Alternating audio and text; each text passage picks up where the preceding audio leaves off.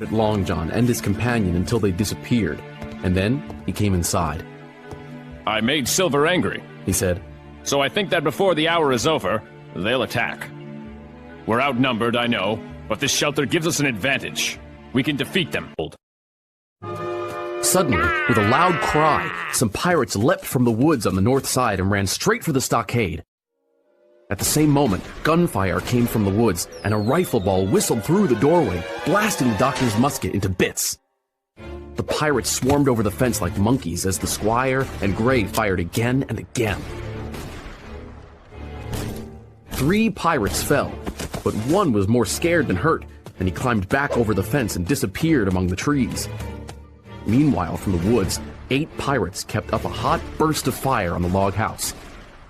Shouting to each other for encouragement, 4 more pirates got over the fence, swarmed up the mound, and were immediately upon us. Suddenly, the head of Job Anderson appeared at the middle musket hole. Get them, men! Job roared. At the same time, another pirate grabbed Hunter's musket by the muzzle, wrenched it from his hands through the hole, and with one stunning blow, rammed it through and bashed the poor fellow senseless on the floor. Meanwhile, a third, running south to the porch, appeared in the doorway and attacked the doctor with his cutlass. In an instant, our position was utterly reversed. A moment ago, we were firing, under cover, at an exposed enemy. Now, it was we who were vulnerable. The log house was full of gun smoke, cries, confusion, and the flashes and noise of pistol shots, when one loud voice rang in my ears. Out, lads! Fight them in the open! Cutlasses! Shouted the captain. I snatched a cutlass from the pile and dashed out into the clear sunlight with someone close behind.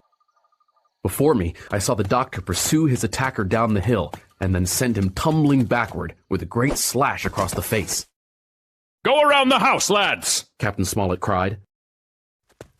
With my cutlass raised, I ran around the house as one pirate was shot dead by someone inside.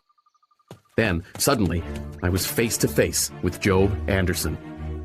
He roared and raised his cutlass above his head, where it flashed in the sunlight. With no time to be afraid, I leapt aside, lost my footing, and rolled down the slope as the doctor shot another pirate. By the time I got to my feet again, a man with a red nightcap and a cutlass between his teeth was halfway over the fence, and another man was showing his head above the top. Then, behind me, Gray shouted, I've got him! And killed Job Anderson. The 2 men on the fence hesitated. Let's get out of here! One pirate cried. And the 2 of them clambered back over the fence and disappeared into the woods. Get back inside! Yelled the doctor. Shoot from the house! The doctor, Gray, and I ran for the house, which was by this time somewhat cleared of smoke. Hunter lay beside his musket hole, stunned though still alive, but Joyce was shot through the head, never to move again. The captain's wounded, Mr. Trelawney said, supporting Smollett under the shoulder. Have they run away? Asked the captain. All that could, the doctor said, but 5 of them will never run again. They lost 5, exclaimed the captain. Now it's 4 of us against 9 of them. That's better than when we started.